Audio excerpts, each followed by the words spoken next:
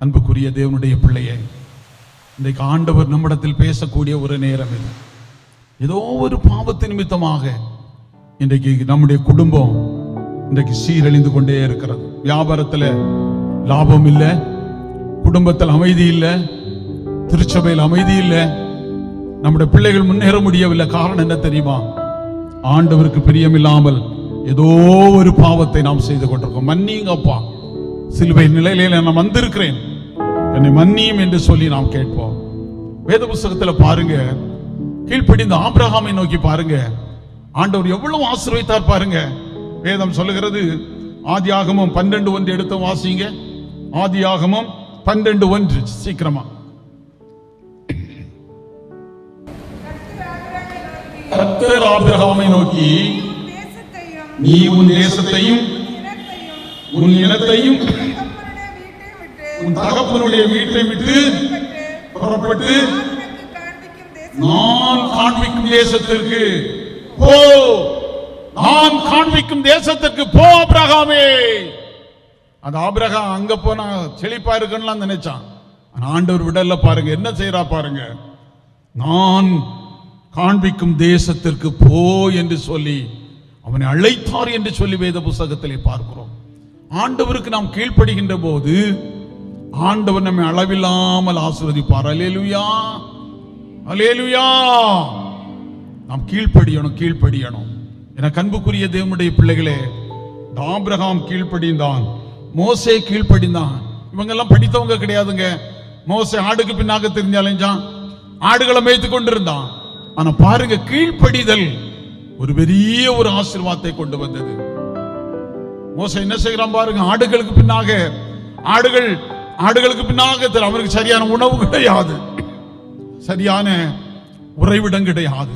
ஆனா அந்த மோசே என்ன செய்யும், ஆண்டவர் இடத்துல மன்றாடினான், ஆண்டவரே ஆண்டவரே என்னை ரட்சியும் ஆண்டவரே என்று சொல்லி ஆண்டவரிடத்தில் மன்றாடினான். மோசே அந்த இஸ்ரவேலை நடத்தும்படியான ஒரு கிருபையை கொடுத்தார். அல்லேலூயா.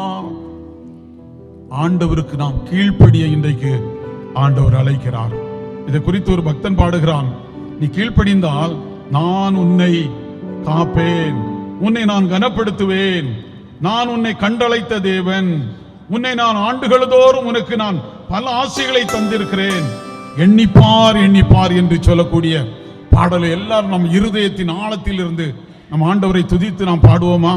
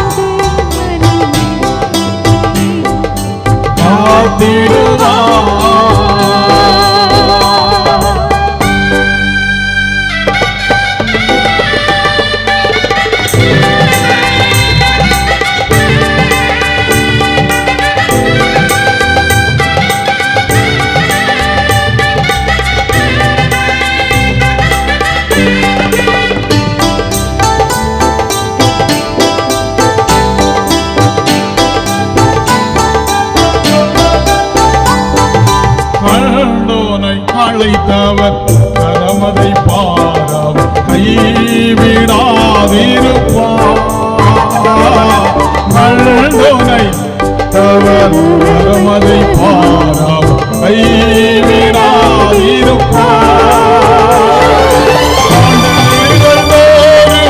உனக்கவர் அளித்த ஆட்சி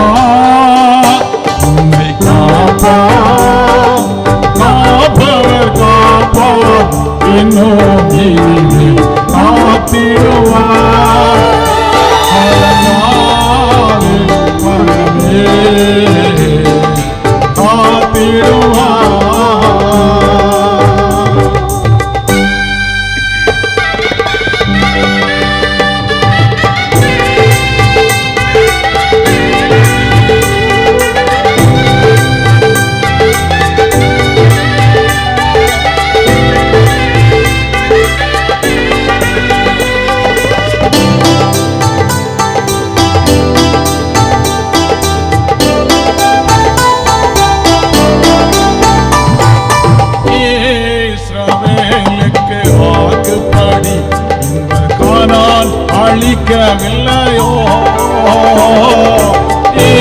இஸ்ரவேலுக்கு வாக்குப்படி இறங்கவில்லையோ? இப்போது இவர்களும் நிர்மூலம் செய்வதென்றும் இன்னும் இறங்கவில்லையோ? இல்லையோ, இல்லையோ, இல்லையோ, இல்லையோ, மனசாபம் கொள்ளவில்லையோ? அப்பா,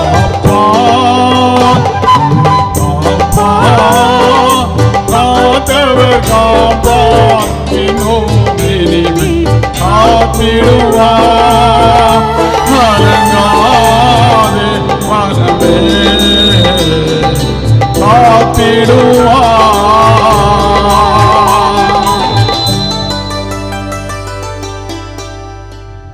காக்கக்கூடிய தேவன் நம்முடைய தேவன். ஒன்றே ஒன்று செய்யணும், அவருக்கு நாம் கீழ்ப்படியணும். திருச்சபையே, இன்றைக்கு ஆண்டவர் நமக்கு கீழ்ப்படிதலின் ஆவியை தந்திருக்கிறார். ஆனால் அதை மறந்து கீழ்ப்படியாமல் இன்றைக்கு நாம் காணப்படுகிறோம். ஆண்டவர் நம்மை காக்கும்படியாக அழைக்கிற ஒரு தேவன். பாருங்க, இந்த ஜனங்கள் எல்லாம் கண்ணீர் வடிக்கிறாங்க.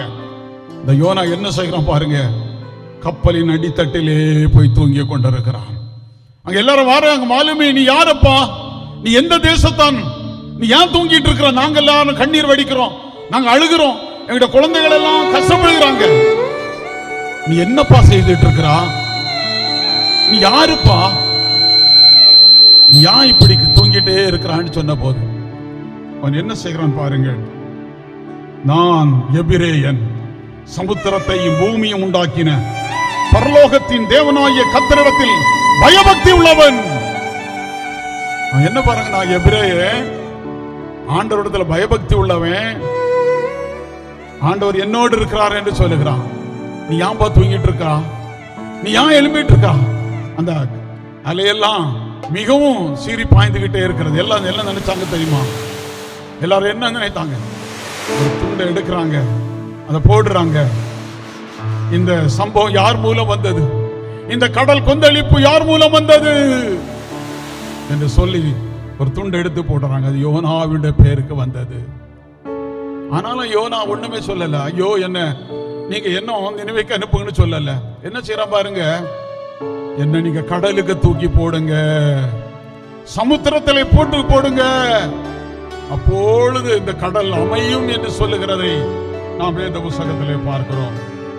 பாருங்க, என்ன ஒரு திமிரான ஒரு பேச்சு பாருங்க.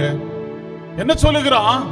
என்ன கடலுக்குள்ள போடுங்க, சமுத்திரத்துக்குள்ள போடுங்க, கடல் அமைதலாய் இருக்கும் என்று சொல்லுகிறதை வேத புத்தகத்திலே பார்க்கிறோம்.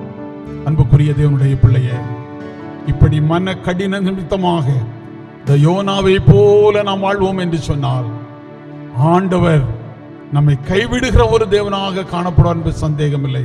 என்னாலும் பாருங்க, எல்லாரும் அவனை தூக்கி அந்த கடலிலே போட்டு விட்டார்கள். உடனே என்ன செய்கிறது பாருங்க, அந்த கடல் அப்படியே அமருகிறது. திருச்சபையே, உன்னுடைய வாழ்க்கை கடல் இன்றைக்கு கொந்தளித்துக் கொண்டிருக்கிறது. உன்னுடைய குடும்பம் இன்றைக்கு கண்ணீரோடு காணப்படுகிறது.